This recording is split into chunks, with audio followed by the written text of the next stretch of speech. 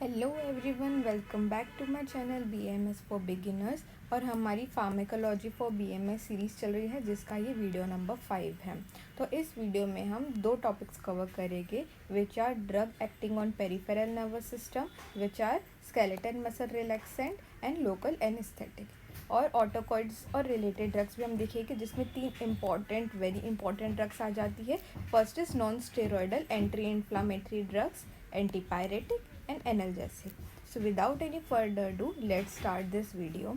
तो सबसे पहले हम देखेंगे skeletal muscle relaxants. Skeletal muscle relaxants क्या होता है? ये रिड्यूस करता है मसल के टोन को और रिलैक्स करता है स्केलेटल मसल्स को। ये कब यूज़ करते हैं हम? Conditions like muscle spasm, spasticity और सर्जरी के टाइम पे, जिसके कारण जो सर्जरी है वो फैसिलिटेट मतलब ईजीली हो सके। अब इसका मोड ऑफ एक्शन देखेंगे। These drug act at a neuromuscular junction. Neuromuscular junction क्या होता है?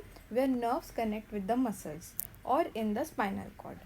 मतलब ये दो जगह एक्ट करता है, एक तो न्यूरोमस्कुलर जंक्शन में और दूसरा स्पाइनल कॉर्ड में। और ये कैसे काम करता है? सबसे पहले तो ये ब्लॉक करता है नर्व सिग्नल्स को। कैसे? Prevent the transmission of signal from nerves to the muscle. ये प्रिवेंट करता है सिग्नल्स को नर्व से मसल में ट्रांसफ़र होने से। कैसे? Interfering with acetyl choline. Acetyl choline क्या है? It is a neuro transmitter required for muscle contraction. Acetyl choline muscle contraction को के लिए बहुत इंपॉर्टेंट न्यूरोट्रांसमीटर होता है और इसके काम में ये इंटरफेयर करता है, जिसके कारण जो सिग्नल्स है वो ट्रांसमिशन नहीं होता नर्व से मसल्स तक। This was blocking nerve signals. Central action से भी ये काम करता है। कैसे? रिड्यूस करता है सिग्नल्स को from brain and spinal cord to relax muscle. मतलब अगर ब्रेन और स्पाइनल कॉर्ड से सिग्नल्स ही नहीं आएंगे तो मसल्स ऑटोमेटिकली रिलैक्स हो जाएंगे। इसके एग्जांपल्स देखेंगे तो इसमें हम देखेंगे, एक तो पेरिफेरली एक्टिंग मसल रिलैक्सेंट्स है और second is centrally acting muscle relaxant. तो पेरिफेरली एक्टिंग मसल रिलैक्सेंट्स क्या करते हैं? ब्लॉक करते हैं एसिटाइल कोलिन को न्यूरोमस्कुलर जंक्शन पे।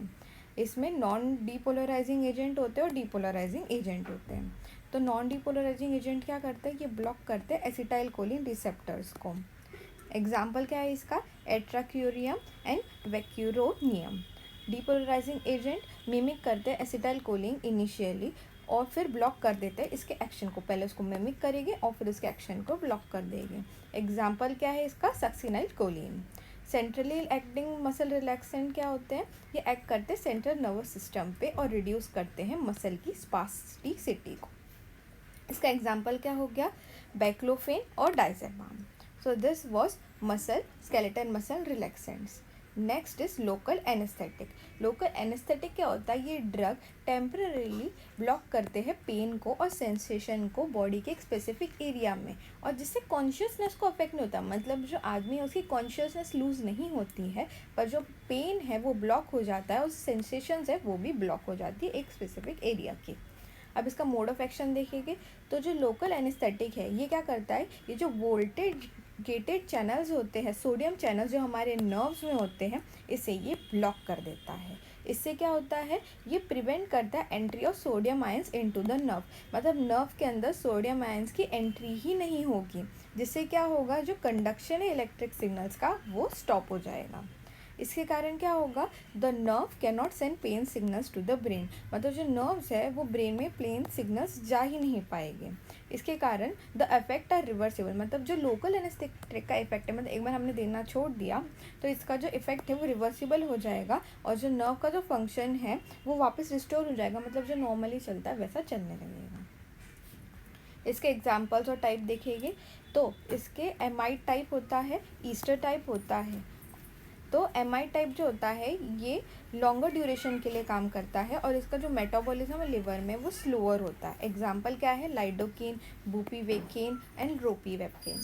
ईस्टर टाइप में क्या होता है? ये शॉर्ट ड्यूरेशन के लिए एक्शन करता है और ये इजीली मेटाबोलाइज हो जाता है जो एंजाइम्स हमारे ब्लड में प्रेजेंट होते हैं उनके द्वारा। इसका एग्जाम्पल क्या है? Procaine and tetracaine. Next are autacoids हम शुरू करेंगे। इसमें हम सबसे पहले non steroidal anti inflammatory drug देखें। दीज आर वेरी इंपॉर्टेंट, बहुत बार प्रीवियस ईयर में आ चुका है। तो ये क्या होते हैं? Drugs that reduce inflammation, pain, fever by blocking certain chemical messengers in the body called prostaglandin.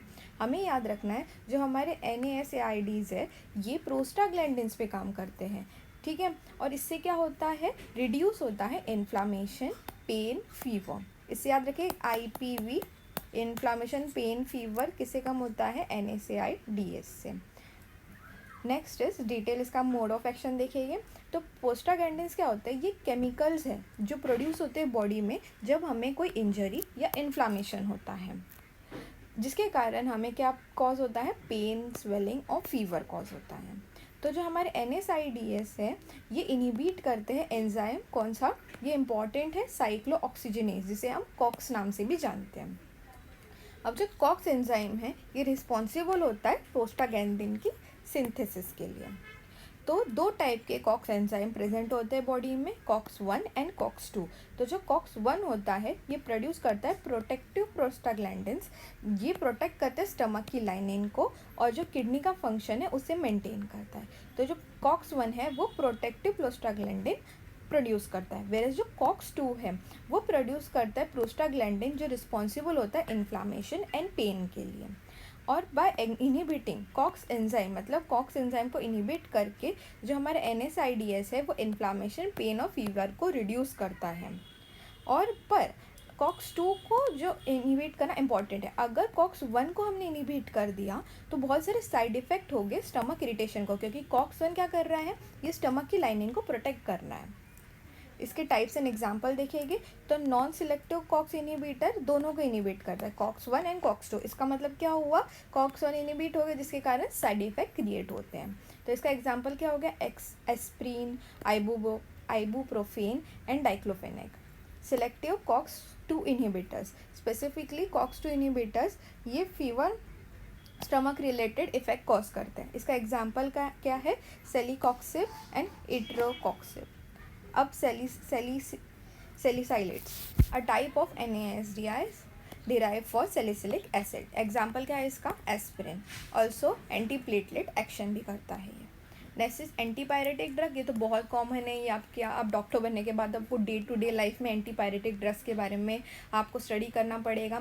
ये क्या होती है? ये ड्रग जो रिड्यूस करती है फीवर को by acting on thermoregulatory center in the brain to lower body temperature. मतलब हमारा ब्रेन है जिसमें थर्मोरेगुलेटरी सेंटर प्रेजेंट है, उस पर ये एक्ट करता है और जो बॉडी का टेम्परेचर है उसको लो कर देता है। अब इसका मोड ऑफ एक्शन देखेंगे। इसका फीवर क्यों ऑकर होता है? क्योंकि हमारा जो हाइपोथैलेमस है ये हमारे बॉडी का थर्मोस्टेट है। तो जब फीवर ऑकर होता है तो हाइपोथैलेमस रीसेट होता है एक हायर टेम्परेचर पे in response to pyrogens. Pyrogens क्या होता है? सब्सटेंस जो इंड्यूस करता है फीवर को।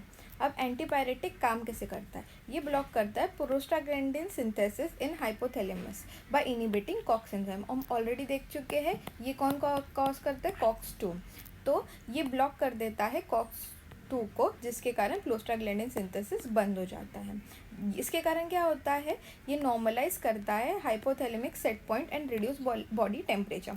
मतलब हाइपोथैलेमस में जो बॉडी का टेम्परेचर है उसे ये नॉर्मलाइज कर देता है, जिससे बॉडी का टेम्परेचर कम हो जाता है। ये they do not affect normal body temperature in absence of fever. मतलब अगर आपको फीवर है ही नहीं और आपने एंटीपायरेटिक ले ली तो ये आपकी बॉडी टेम्परेचर पे नहीं अफेक्ट करेगा। एग्जाम्पल क्या है? पैरासीटामोल, जिसे हम अमाइनोफेन के नाम से भी जानते हैं, and widely use for fever with minimal anti inflammatory action. Ibuprofen भी यूज़ करते हैं, acting on both antipyretic and anti inflammatory.